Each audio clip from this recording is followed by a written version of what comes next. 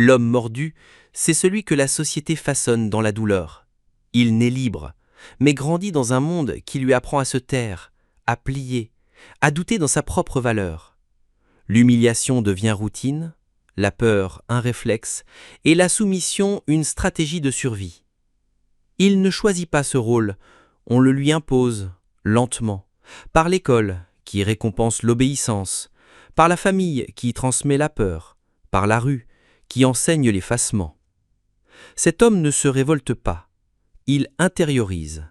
Il croit que son malheur est normal, que son silence est noble, que sa douleur est méritée. Il se méfie de la pensée critique, fuit le conflit et s'accroche à des illusions de sécurité. Il devient un être amputé de sa voix, de son rêve, de son droit à l'indignation. Mais sous cette résignation, il y a une étincelle, une conscience qui sommeille. Car même l'homme le plus mordu peut se redresser. Il suffit d'un regard lucide, d'un mot juste, d'un refus. Le réveil est douloureux, mais nécessaire. C'est le début d'une reconstruction, lente, fragile, mais puissante. L'homme mordu n'est pas condamné, il est en attente d'un choc, d'un miroir, d'un cri.